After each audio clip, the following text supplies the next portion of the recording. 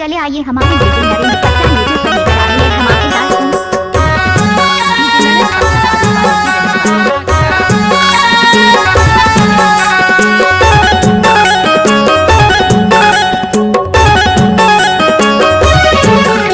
कुलवंतिन बेटी मोर दुलौरिन बेटी मोर तीनों कुल के इज्जत बेटी हाथ में है तोर।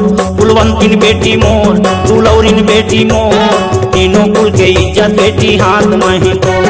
तीनों कुल के इज्जत बेटी हाथ में है तोर। तीनों कुल के इज्जत बेटी हाथ में है तोर। तीनों कुल के इज्जत बेटी हाथ में है तोर। तीनों कुल के इज्जत बेटी हाथ में है तोर। कुलवंतिन बेटी मोर दुलौरिन बेटी मोर तीनों कुल की इज्जत बेटी हाथ में है तोर।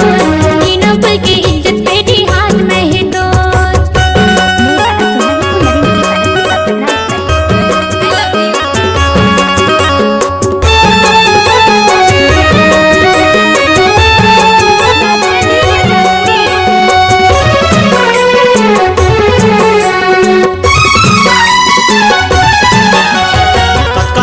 तोला दाई दादा जन्माए है दाई हा जन्माए है। पढ़ भी लिख भी नाम कमावे तोला समझाए है तोला समझाए है।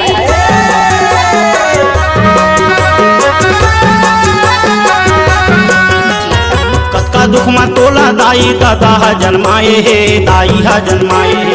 पढ़ भी लिख भी नाम कमावे तोला समझाए है तोला समझाए है। सावित्री फूले बन जा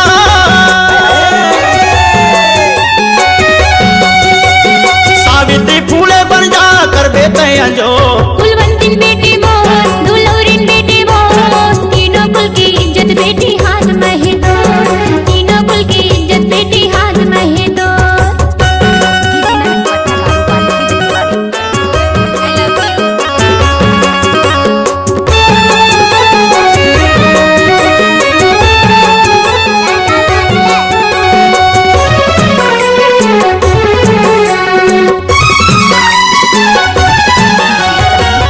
बेटी बहू बन के घरला सिर जाबे तय घरला सिर जाबे।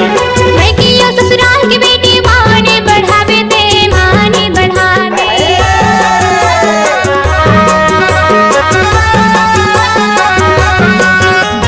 नारी बेटी बहू बन के घरला सिर जाबे तय घरला सिर जाबे। मैं किया ससुराल की बेटी माने बढ़ावे ते माने बढ़ावे। मीनी माता दाई बन के